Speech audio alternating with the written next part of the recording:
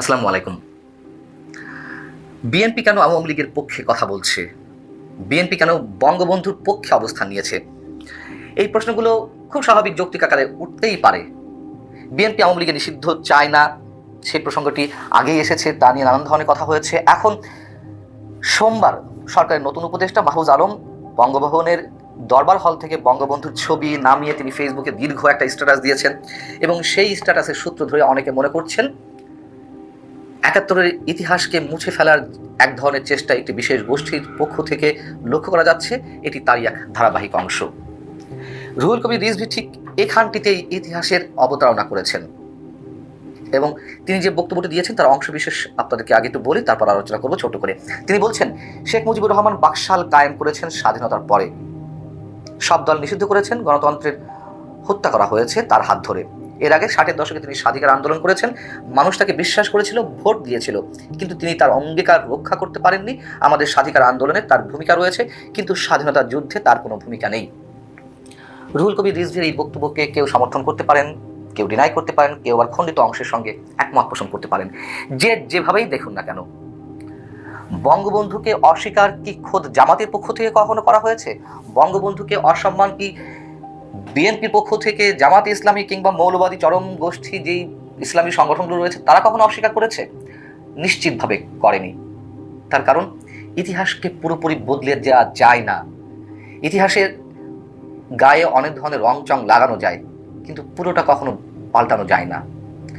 খোদ বিএনপির প্রতিষ্ঠাতা সাবেক রাষ্ট্রপতি জিয়াউর রহমান তিনি তার লেখাতে, এটিও আপনারা জানেন, সাপ্তাহিক বিচিত্রাতে যে একটি কলাম লিখেছিলেন, সেখানেও তিনি কি অসাধারণভাবে বঙ্গবন্ধুর নেতৃত্বকে তিনি স্বীকার করেছিলেন, তিনি তো অস্বীকার করেননি।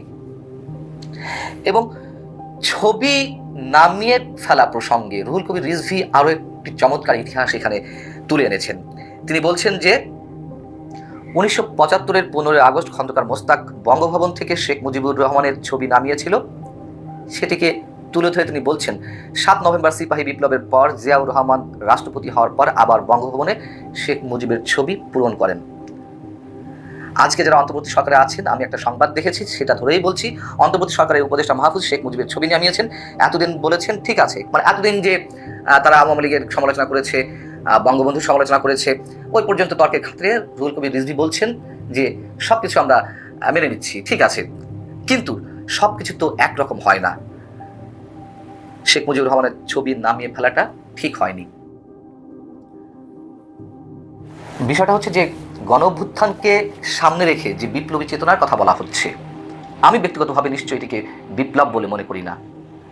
বিপ্লব হয়েছে কোথায়? চীনে সাংস্কৃতিক বিপ্লব, মাও সেতুংয়ের নেতৃত্বে। বিপ্লব হয়েছে ফরাসিতে। এখন আমরা যদি বিপ্লব শব্দের অর্থটা ঠিক অর্থ খুঁজে, মানে বিপ্লব শব্দের অর্থ খুঁজে বের করার চেষ্টা করি বা তার ব্যাপকতা বোঝার চেষ্টা করি, সেটা কি সেই অর্থ হয়েছে ৫ আগস্ট? এটা স্রেফ একটা গণ অভ্যুত্থান।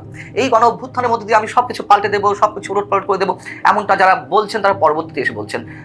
দাবিতে ছিল বৈষম্যহীন সমাজ প্রতিষ্ঠার, দাবি ছিল বাক স্বাধীনতার, সেগুলো কি এখন ঠিকমতো চলছে? নিশ্চয় চলছে না।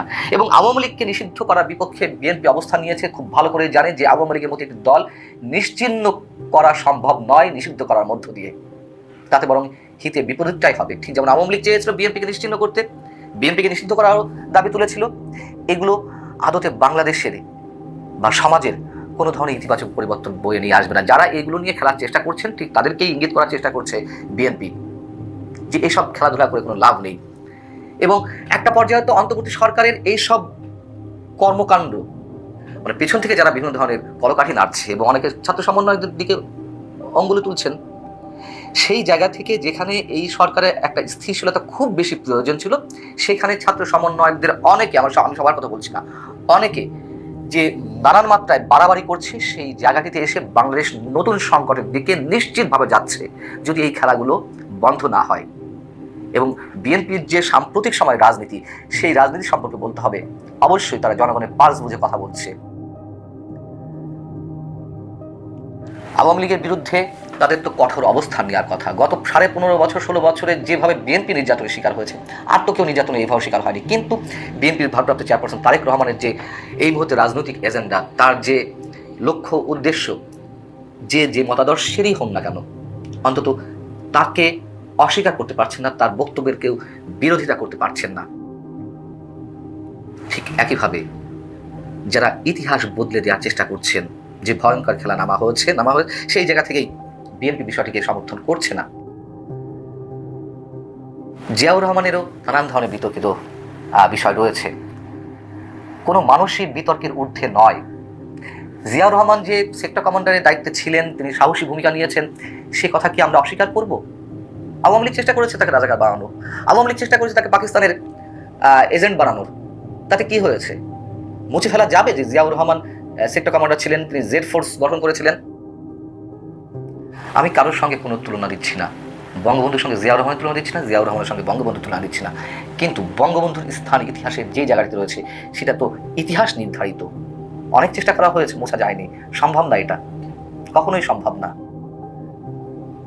অতএব বিএনপির এই যে সমর্থন আওয়ামী লীগকে কিংবা বঙ্গবন্ধুকে, এটিকে যদি আবার ভিন্ন খাতে প্রবাহিত করার চেষ্টা করেন, সেটি হবে দুর্ভাগ্য। বিএনপি এখন আগের চেয়ে রাজনৈতিকভাবে অনেক অনেক বেশি পরিপক্ক, তারা বাস্তবতা উপলব্ধি করতে পারছেন এবং ইতিহাসের যে অনেকে খণ্ডিত করেছেন, ইতিহাসকে অনেকে বিকৃত করেছেন, এর দায় থেকেও কোনো দল মুক্তি পাবে না। অতএব কারোর বিরুদ্ধে একচেটিয়া গরম গরম কথা বলে আমরা বিপ্লবী চেতনা ছড়ানোর চেষ্টা করলাম আর তাতে বিপ্লব সংঘটিত হলো, এতটা হালকা বিষয় নয় বিপ্লব।